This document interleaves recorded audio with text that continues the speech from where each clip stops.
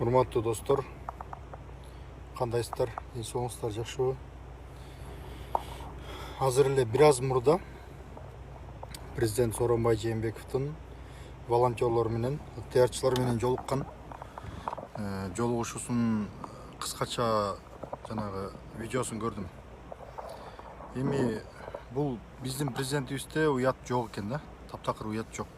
Жүзүндө карасаңар эч кандай өкүнүчтүн белгиси жок. Сүйлөгөндө да мындай, муну жасап атабыз, тигини жасап атабыз, силер да жардам берсеңер буюрса деп баягы эми что эми өлсөңөр өлдүңөр да эмне эле болуп атасыңар? Биз деле өлүп атыптырбы? Эмне эле кыйын болуп атасыңар дегендей маанайды байкадым. Аябай таң калдым. Ушунчалык таң калдым. Ушунча мисалы 1000ден ашык адамдын өлүмү мына бүгүн дагы 43 дедиби же 44 адам каза болду деди. 1000ден ашык адамдын өлүмү анан кийин ушунча мындай летальный исход болду. Именно көпчүлүгү ошол жанагы биздин медициналык абалдын начардыгынан кетти, каза болду да. Анан бир нерсе болсо эле мына Американы мисал кылышат. Америкада баланча адам өлүп атат, түкүнчү адам өлүп атат депчи. Америкада бардыгына тез жардам келип, тез жардам 10 мүнөттө келип, мен өзүм 1-2 жолу ошо зарылчылык болгондо, достор кыйналып калганда ошондо чакырганбыз. Бир жолу өзүм полиция чакыргам, 2 жолу. 10 мүнөттүн ичинде жетип келген. Анан эгерде телефон чалып туруп, 9-11ге чалып туруп, help me деп эле кыйкырсаң, бүттү. Сен турган жериңе өздөрү таап келишет. Каякта турасың, бияктасың, аяктасыңбы деп сурабайт. Сен турган точкаңа издеп, сен локейшниң чыгат, ошол жерден чуркап келет. Кайсыл участокко тиешелүү болсо, ошол жерден ош байланышат дагы, анан кийин сага келет. Анан 10 мүнөттүн ичинде келет дагы, полиция келет, пожарный келет, анан кийин неме келет. Тиги тез жардам келет. Үчөө тең бир убакта келет, адамды алып кетет. Бул жерде адамдар өлгөндө эмнеден өлүп атат? Өлгөндө барып ошол жана стационарларга жатып, больницага жатып, мурдуна кислородный концентратору, ИВЛ салынып, тетиги эмеге кирип, жанагы реанимацияга кирип, ошол жерден реанимациядан каза болуп атышат көпчүлүгү.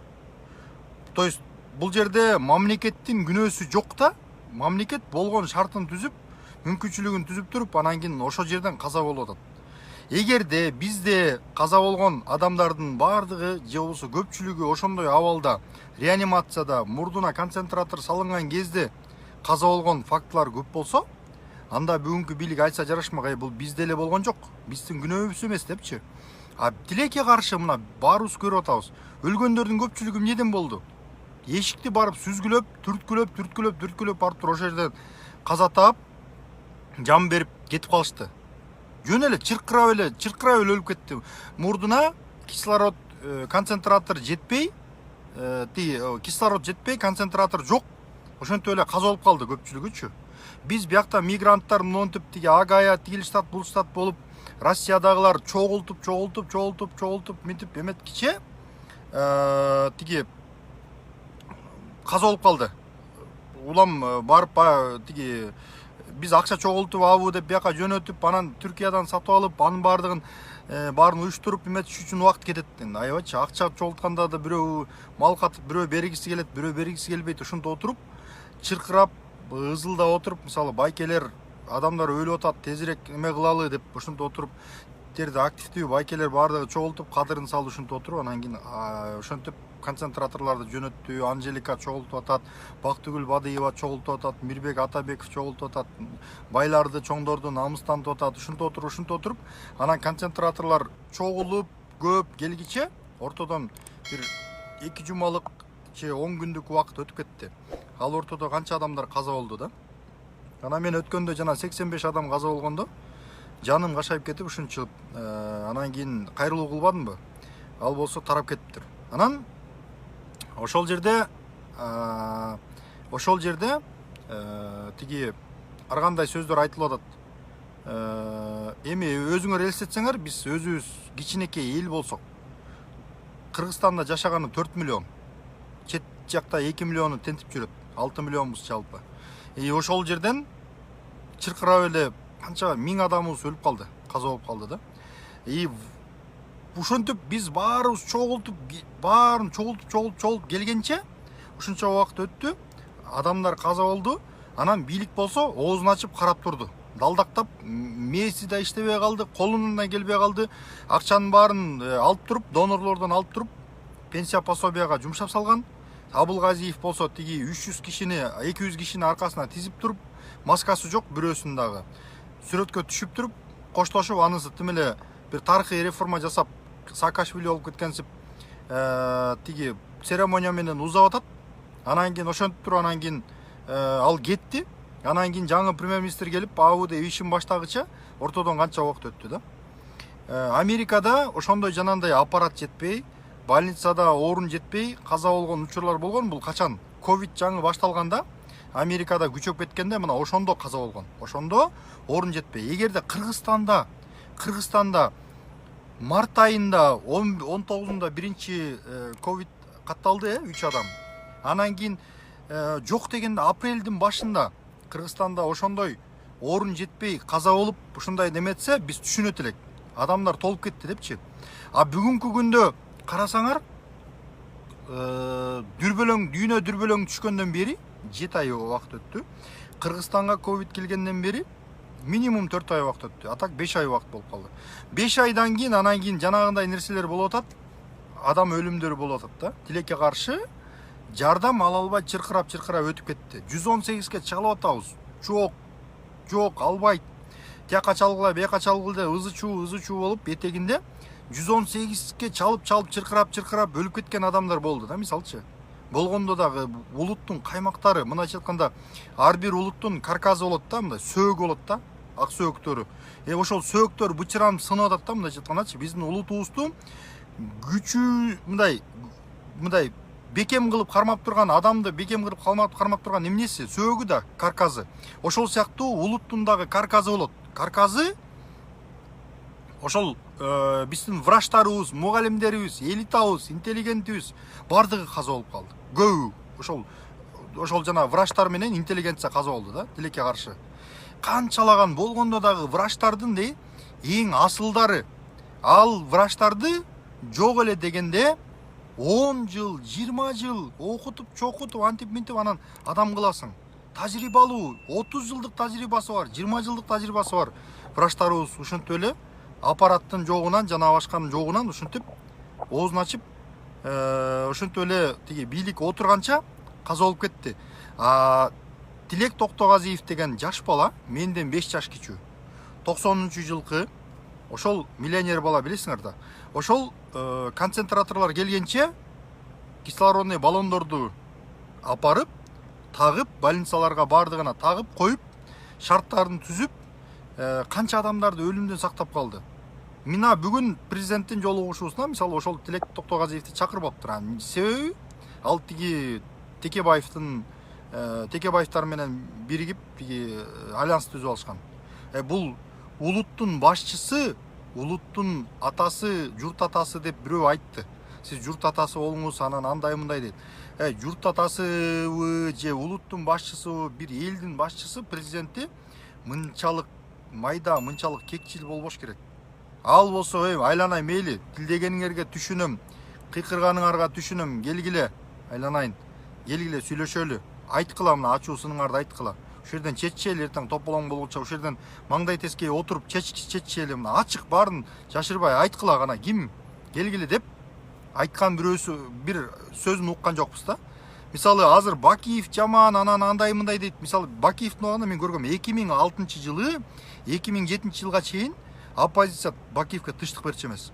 Бакиев түз эфирде, КТРдин түз эфиринде ошол өзү көргүсү келбеген Текебаев, тиги Эшимканов, Атамбаев, Кыргызстандагы болгон оппозиционерлердин бардыгын чогултуп туруп, түз эфирден туруп кана айткыла. Арыз арманыңар, датыңар болсо, ызы чууңар болсо, баарын ошол жерден айткыла эфирден деп, түз эфирден ошондой бир 2 жолу түз эфир кылган. Бир жолу митингге чыгып, Бакиев кетсин, Кулов кетсин деп кыйкырганда, Кулов экөө барып митингге чыккан. андан тышкары канчалаган митингдерге чыкты. Мына бүгүнкү Сооронбай Жээнбеков мына Ошто 5 жыл губернатор болуш иштеди. Элдин арасында жүргөн эле адам, элдин маанайын, көңүлүн, жана башкасын көйгөйүн билет. Ушул киши тилекке каршы, ушул киши мына чыгып мындай бир Кыргызстандын элинде ушундай бир ошол жанагы Бакиевдин жасаганын айтпай эле койгон, эми Акаевге окшоп тиги чалгы менен чөп чаппай эле койсун. Буудай жана Мадымаров айткандай буудай аралап киргенине чейин мактап чыгарып атышпайбы. Тим эле биринчи жолу ушундай болду дегенсипчи. Эми болсо президенттин пресс службасы чыгарып атат. Мына волонтерлор менен жолукту депчи. Аябай укмуш кыйраткан сонун иш кылып койгон турбайбы? Керек болсо ошол волонтерлор менен жолукканда биринчи сөздү минтип башташ керек болчу. Урматтуу волонтерлор, мына ушундай кыйын учурда биз дабдырап оозубузду ачып калдык. Мамлекет паралич болуп калды. Колубуздан келбей калды. Мен кечирим сурайм баарыңардан. Мындан кийин каталардын баарын оңдойм. Силер болбосоңор, биз дагы мындан дагы көп өлүмдөргө дуушар болмокпуз. Айланып кетейин, балдарым, кыздарым, силерге рахмат. Анжелика карындашым, сага рахмат. Баланча иним, тынчтык иним, сага рахмат. Мирбек иним, сага рахмат. Баарыңарга рахмат. Силер болбосоңор, биз дагы көп адамдардын өлүмгө дуушар кылмакпыз. Мен бардыгын жазалайм, чиновниктердин баарын жазалайм. Өзүм дагы жоопкерчилик, моралдык жоопкерчилигим бар.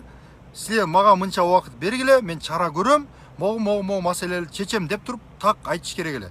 Кечирим сураш керек болчу. Ошондон пайдаланып, кыргыз элинин алдына туруп, ийилип, кечирим сурап, кечирип койгула. Биз силерди сактай албай калдык. Айланып кетейин, кыргыздарым. Алакандай элбиз, ушунча адам каза болуп кетти. Ушулар жок дегенде жарымын сактап калсак болот эле деп улуттун жетекчиси, улуттун башчысы ошентип кайрылат. А тилекке каршы эмне дейт? Бүгүн болсо актанып биз минтип атат, акимдер иштебей коюптур. Акимдер эмне? Акимдер тиги шарты болсо түзөбү? Акимдердин колунда акча барбы? Мүмкүнчүлүк барбы? Эгерде борборлук бийлик, өкмөт акча бөлбөсө, баарын акчанын баардыгын өкмөт колуна кармап отуруп алса, Минфин казначействонун акча бөлбөй отурса, каяктан акимдер эмнени чечет? Губернатор менен акимдердин колунда эмне бар? Бюджети барбы? Жок. Бир служебный машинасы, анан секретаршасы, анан бир 10 чакты кишиден турган аппараттан башка эчтекеси жок. Алар эмнеден чечет? Алар кайерчида жүргөн бир. Же децентрализация реформасын жакшылап кылбаса, бул эмне деген президент? Бул деген мындай кечирим сураш керек. Ушунча эки жолу революция дейбизби, ушул бийлик алмашуу, толкундоолордун аркасында бийлик алмашуу болду. Ошончодон кийин биз президент элге жакын болуш керек эле да. Жүгүрүп бара калып, керек болсо ошол президенттин жубайы дагычы жүгүрүп барып, бир жерде аш басып, плов басып, волонтерлорго таратып, ке айланайын, мен жардам берейин. Биздин колубуздан келген ушул деп жанталашып чуркаш керек эле да. А тилекке каршы биздин волонтерлорубуз чуркап жүрөт. Биякта болсо мигранттар, анан кийин байкуш эл болсо кор болуп атат. Бияктан өлүп атат, тиягынан азап көрүп атат. Анан ошондо да кошоматчылар өлүп талып, улуу урматтуу президентибиз, тигинтип минтип, анан кийин урматтуу президентибиз, сиз мындай чечиңиз, сиз журт атасыз. Журт атасы эмес, алар журттун чыккынчысы. Президент Сооронбай Жээнбеков ушулку кылган, азыркы кылган иши үчүн эртеби, кечпи, 10 жылдан кийинби, 15 жылдан кийинби, 5 жылдан кийинби кызматтан кеткенден кийин болсо дагы сөзсүз жооп берет. Сөзсүз жооп берет. Анткени бир адамды эгер сенин шалаакылыгыңан кызматтан кетсе, анда жооп бересиң. Ал эми ислам жагынан негиздей турган болсок, мына биздин президентибиз дайыма айтат, намазга 5 маал намазга жыгылат деди. Раматтылык Чубак ажыкебиз айткан 5 маал намазга жыгылат деди. Бактап жүрүшкөн бардыгы. Жума намазга катышат, дайыма 5 маал намазы бар, намаз көй дейт. Эми исламдын эрежеси боюнча айталы. Кандай падышанын жоопкерчилиги кандай? Эми исламда падыша дейт да. Анан мындай хадис укканда менчи, Омар разияллаху анху же Османбу бирөөсү каза болот. Анан каза болгондон кийин, андан кийинки бирөөсү биринчи Омар келип, анан Осман келген болуш керек бийликке. Анан Омар каза болгондон кийин баягы Осмондун түшүнө кирет. Түшүнө киргенде айтат, 1,5 жыл сурак бердим. Кабырда 1,5 жыл сурак бердим. Эмнеге сурак бердим? Анткени Иракта мен курган көпүрө, Иракта бир көпүрө курдум эле. Ошол көпүрө сынып кетип, мал айдап баратканда сынып кетип, көпүрө түшүп кетип, бир эчкинин буту сынган экен. Ошон үчүн мен 1,5 жыл сурак бердим деп биздин немелерге, мусулмандарга айта баргыла, жоопкерчилик катуу экен деп айтып атат да. Эгерде биздин президентибиз урматтуу Сооронбай Шарипович Кудайга, Аллахка ишенсе, анда жоопкерчиликти сезип туруп, моногу пандемия баардыгы бүткөндөн кийин, баарын тынчтандыргандан кийин кечирим сурап туруп отставкага бериш керек. Эгерде өзүн сыйласа, өзүнүн атасын сыйласа, кара кулжалыктар эле эмес, түштүктө Ош, Жалал Абад, Баткен деги эле кыргыздын мыкты баягы каймактары, аксакалдар көбү айтып жүрүшөт. Шарип Жээнбеков деген кандай жакшы адам болгонун баардыгы мактап айтышат. Баардыгы билишет. Ал киши көп кызматтарда иштеген экен. Атактуу, авторитеттүү адам болгон экен. Депутат да болгон болуш керек, по-моему. Анан ошол кишинин кадырын талкалабай, шариятта атасы баласы үчүн, баласына берген тарбиясы үчүн атасынын амал дептери ачык бойдон турат. Бүгүн Сооронбай Жээнбековдон кетирген каталары үчүн атасына жазылып атат ошол нерселердин баардыгы. Эгерде атасынын арбагын ойлосо, эгерде өзүнүн күнөөсүн сезсе, эл алдында шалаакылык кылганын, жоопкерчиликсиздик кылганын сезсе, анда кечирим сурап туруп кетиш керек. Баардыгын токтотуп туруп кечирип койгула. Мына мондай каталар кетип калды, тилекке каршы деп туруп кетиш керек. Бирок тилекке каршы буларга жетпейт. Ошол эле учурда урматтуу Сооронбай Шарипович, сизге эми бир кезде балким Атамбаевге окшоп убагы келгенде балким эсиңизге келесиз. Кеч болуп калгандачы. Бирок тилекке каршы бийликте турганда эч кимге эсиңерге келбейт экен, баары эле кеткенден кийин өкүнөт экен. Сизге айтып коеюн. Кара кулжалыктарды жер каратпаңыз. Атаңыздын арбагын жер каратпаңыз. Эртең тиги ошо кара кулжа Шарип аксакал мыкты адам эле, ошонун баласы баарыбыз уят кылып Кыргызстанды талкалап кетти деген сөзгө калтырбаңыз.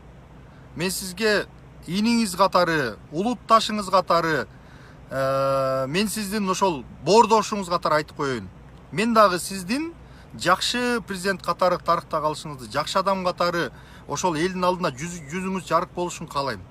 Канча ачууланып баарыбыз ар нерсени айтабыз, бирок сиз жоопкерчиликти сезип туруп, баарын бүтүргөндөн кийин могу пандемия ызы чуу бүтөт. Макул, ызы чуунун убагында бири-бирибиздин кемчилигибизди чукулап, тиги ызы чуу кылып тополоң кылбайлы. Бирок бүткөндөн кийин сиз өзүңүз жоопкерчиликти сезип туруп кетишиңиз керек.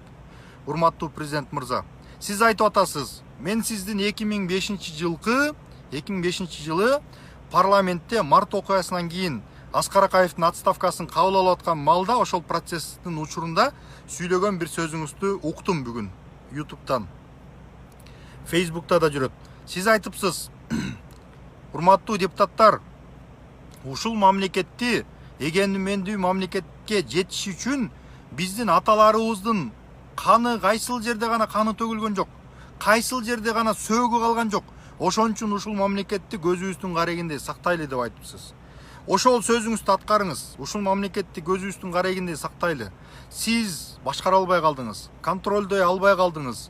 Өкмөт колуңузда полномочия бардыгы болсо, Акаевдин колунда мындай полномочия болгон эмес, Бакиевдин колунда полномочия болгон эмес, Отунбаеванын колунда мындай полномочия болгон. Сиздин Атамбаевдин жана сиздин колуңузда, экөөңүздөрдүн колуңуздарда ушундай полномочия болду. Парламент да каршы чыккан жок силерге, соту да каршы чыккан жок, эч кимиси каршы чыккан жок.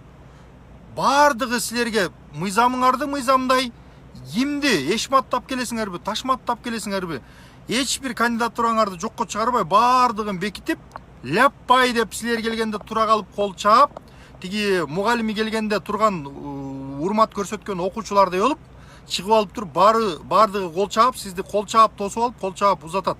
Сиз Акаевдей болуп, Бакиевдей болуп, парламентке барып, сааттап, 2 сааттап, 3 сааттап, 5 сааттап кезек күтүп ошол жерде урматтуу депутаттар деп түшүндүрүп, алка-шалка тер түшүп ошол жерде отурган жоксуз.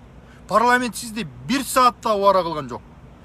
Сиздин ашыкча эмеңизди дагы, нервиңизди да жеген жок. Ашыкча бир сөз да айткан жок. Кара Мушкина менен дагы бир эки депутат айтып албаганда. 120-нын 115ти жок дегенде 115ти сизди колдоп атты. Ушу кезге чейин колдойт.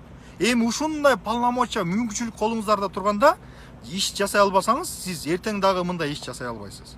Мөөнөтүңүз бүткөнчө бул тиги өзүңүздүн милдетиңизди аткарып, элиңизге жакшылык жасай албайсыз. Азыр эми түштөн кийин саламаттык сактоо тармагын реформалайм, анан тигини бүтүрөм, анан муну бүтүрөм деп элдердин баарын кулагына лапша илбей коюңуз. Анткени аныңыз баягы сиз мен алар 10 миң кылса мен 11 миң кылып берем, алар 25 миң кылса мен 26 миң кылып берем деп убада бергендей, айлыгыңарды көбөйтүп берем. Түндө уктап тургузсаңар дагы мен тиги көйгөйлөрүңөрдү айтып деген ошондой баягы жалган убадаңызга окшошуп калды бүгүнкү айткандарыңыз.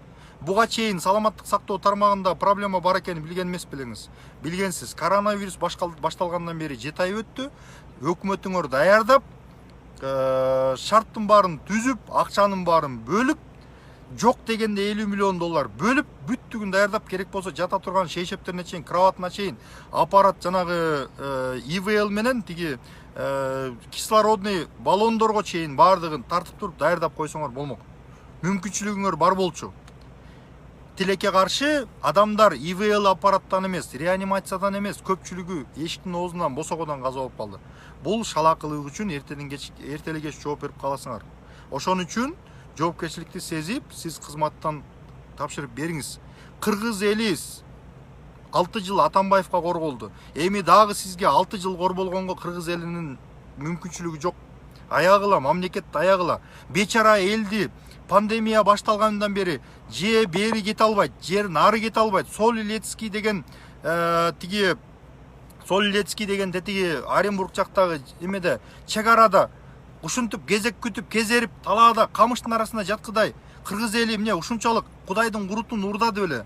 Сооронбай Шарипович, сиз ойлосоңуз, ушуну шарт түзүп, ошол сиз ары бери учуп тиги Кремльге барып кире албай, учуп барып келген учагыңызды жөнөтүп, жана башка тиги толгон мүмкүнчүлүктү пайдаланып туруп, ошол мекендештердин баардыгын келем дегенин баардыгын келтирип, жок дегенде Россиянын самолету учайын деп атканда ошолордун баарын мүмкүнчүлүк берип туруп, чек араны ачып туруп, өздөрү билетибиздин акчасын төлөп беребиз. Автобус десеңер, автобусту коюп бергиле, болбосо самолет билетин алганбыз, ошону чек араны ачып койгула десе, ачып мекендештерди киргизип, аягына чейин чыгарып койсоңуз болмок.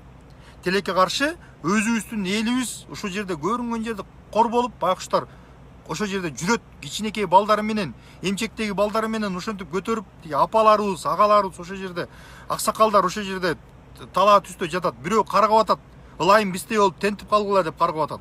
Ушул күнгө келип калдыкпы я, урматтуу Сооронбай Шарипович? Маселе толтура, мындан да башка маселе толтура. Бунун баардыгы пандемияга байланыштуу маселе. Экономика жөнүндө сөз кылбай эле коелу.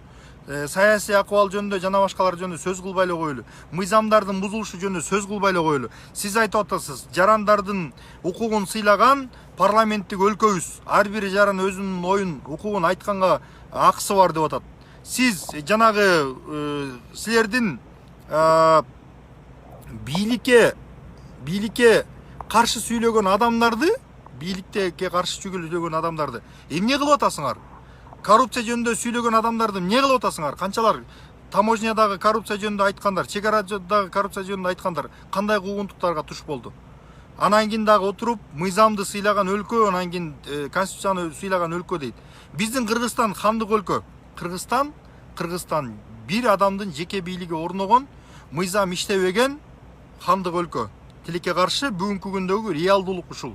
Парламенттик башкаруу деп туруп, парламенттин атынан деп туруп, сиз канчалык алдап эртеңки күнү Атамбаев экөөңөр отмазка кылганы менен келечекте бүт колуңарга бийликти мыкчып, анан кийин тиги ошол мүмкүнчүлүктү пайдаланбай шалаакылык кылганыңар үчүн келечекте жооп бересиңер. Жана Атаканов тиги Атамбаевка показания бергенде силерге да баары показания берет. Ошентип баарыңар жооп бересиңер кылган кылмыштарыңар үчүн.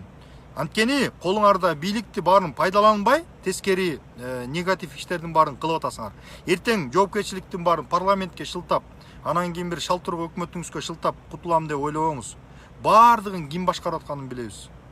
Абылгазиев деген адамды алып келип алып туруп, тиги канча жыл, 2 жылдан ашык убакыт кармадыңыз.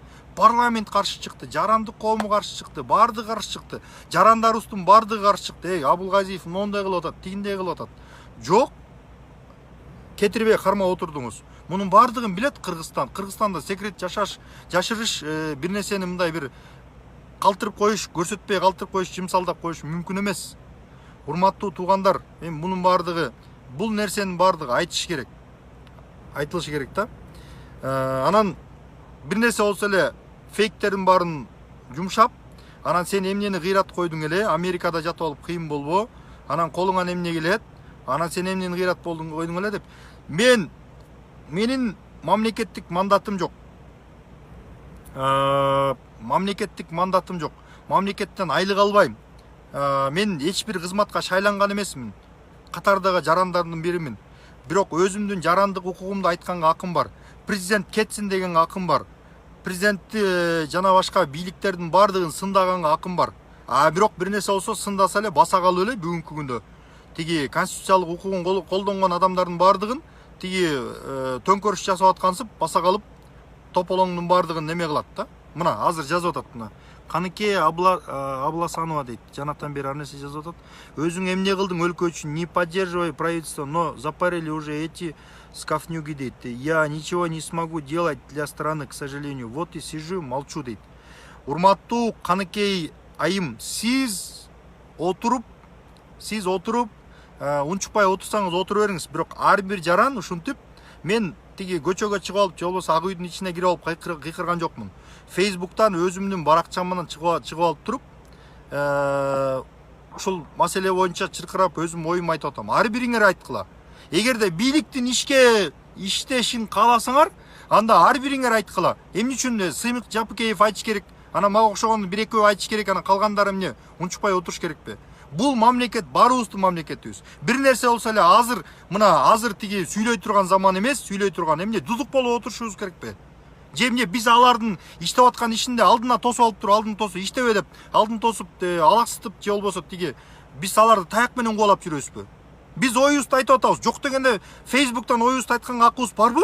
Бар. Эгерде сөз жакпаса, анда блок кутуруп тиги немебиз өзүңөрдүн оокатыңарды кылып, нар жака кире бергиле. Мен силердин үйүңөргө барып алып туруп, эшиңердин алдына барып алып туруп, немени тиги мегафонду көтөрүп алып туруп, мен силерге кыйын болгон жокмун. Океандын ар жагында туруп алып, акыл үйрөтпөй, кел элге жардам бер дейт. Абдрасулов ким дейт? Абдрасул Кадыров дейт. Урматтуу Абдрасул Кадыров, чын эле жарансыңбы же фейксиңби билбейм. Мен алыста туруп, азыр трак айдайм.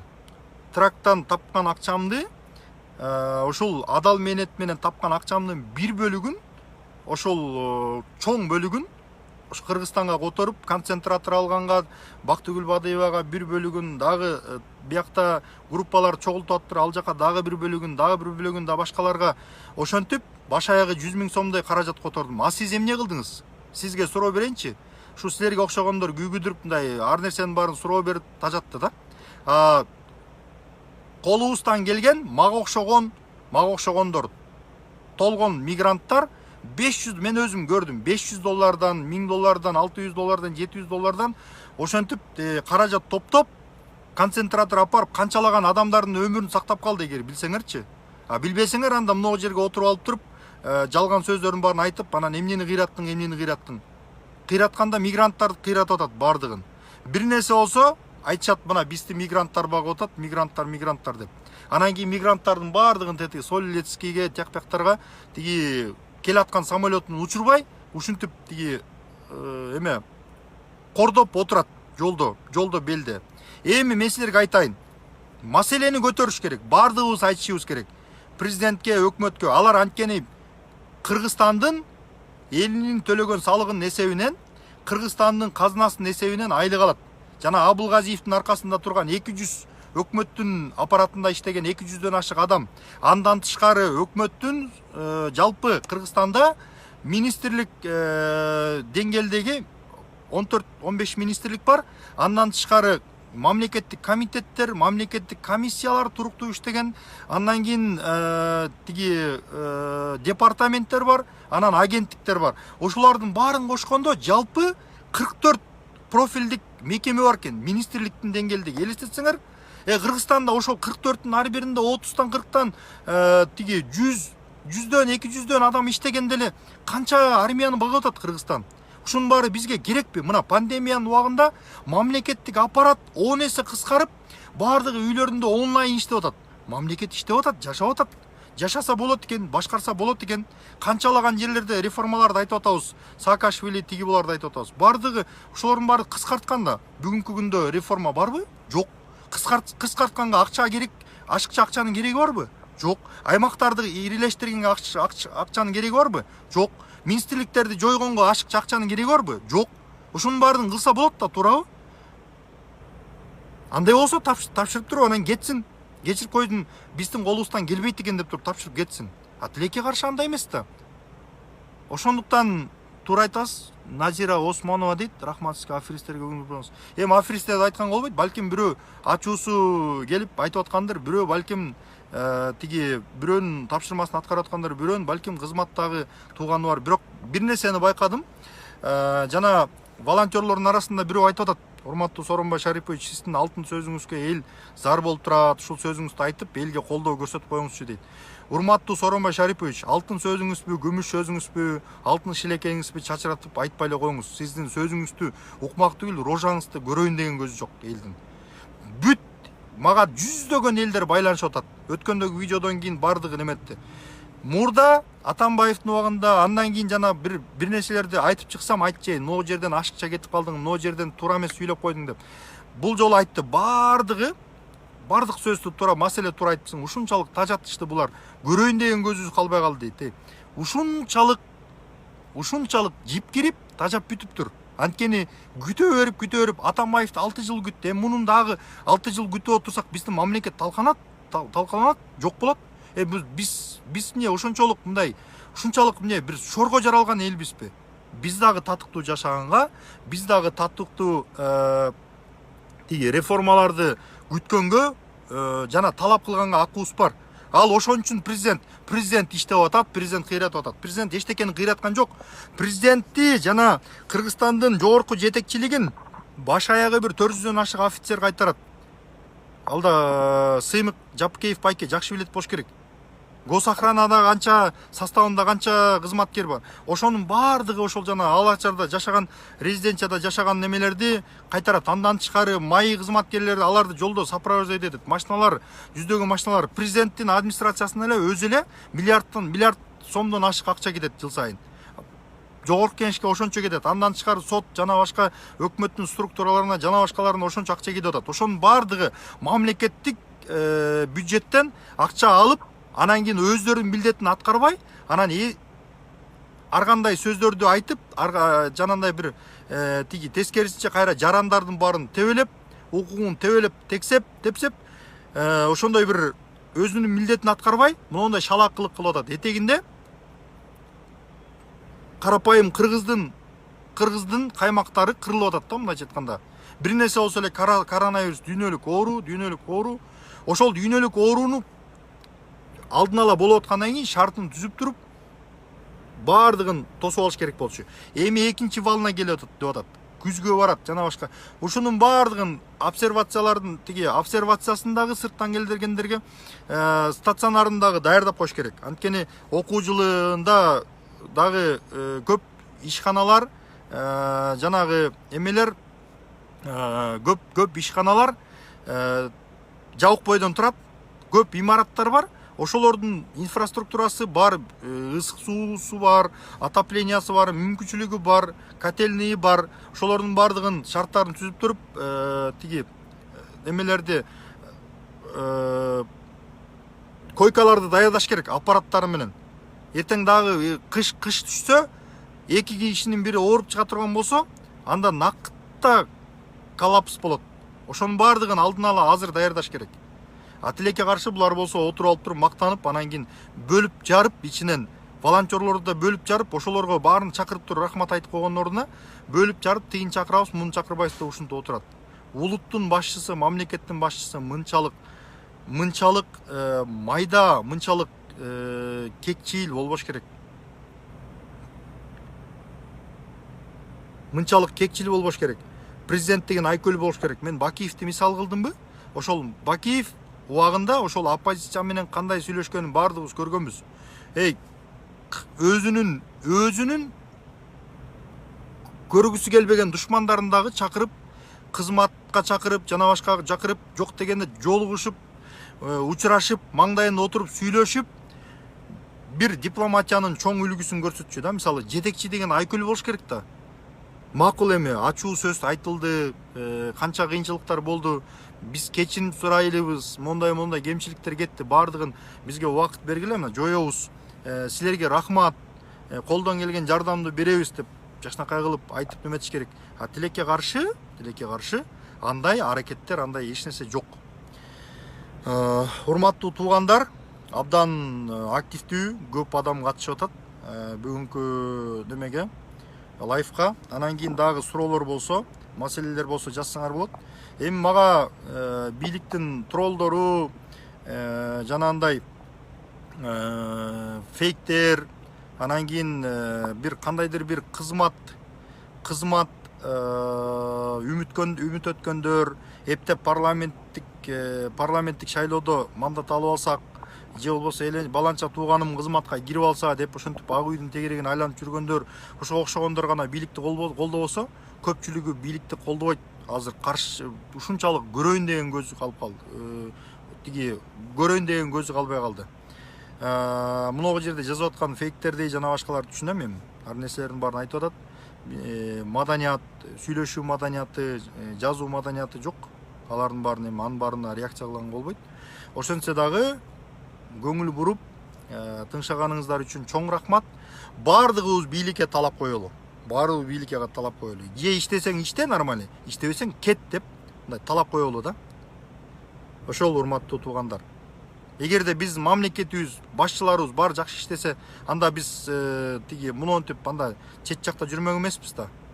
Анан чет жакта жүргөнүбүз аз келгенсип, мекенибиздеги туугандарыбызды багып атканыбыз аз келгенсип, Кыргызстанга ВВП доллар жөнөтүп атканыбыз аз келгенсип, ВВПны толтуруп атканыбыз аз келгенсип, анан кийин дагы моундай кыйынчылыкта, пандемияда жардам көрсөткөнүбүз аз келгенсип, анан кийин түштөн кийин эмне кылдың эле, эмнени кыйраттың эле, колуңан эмне келип атат деген сөздү укканда албетте ыңгайсыз болосуң. Ушул сөздү эмнени кыйратып койдуң, ушунча колуңда мандатың бар, акчаны алдың, мамлекеттин машинасын минип атасың, секретаршалар, помощниктер жаныңда жүрөт, охраналарың бар. Эмнени кыйраттың, мамлекетке эмнени кызмат кылдың, урматтуу президент, урматтуу премьер-министр, урматтуу жогорку сот, урматтуу жогорку кеңештин депутаттары деп сурагыла. Ошолордон талап кылгыла. Мен чын-чынына келгенде эч кандай милдетим жок. Бирок ушул нерсени жоопкерчиликти алып туруп баардыгыбыз айтышыбыз керек. Бийлигин мага десе бышырып жеп алсын.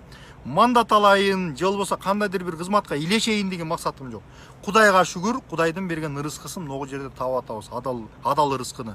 Эч кимге жамандык кылбай, эч кимге тоскоолдук кылбай, эч кимге кыянатчылык кылбай, биз ырыскыбызды таап атабыз. Ылайым бизге окшогон таза ак мээнет менен жашаган адамдар көбөйсүн. Коррупционерлер жоголсун. Далой коррупциялык бийлик. Иштесең иште, иштебесең жогол.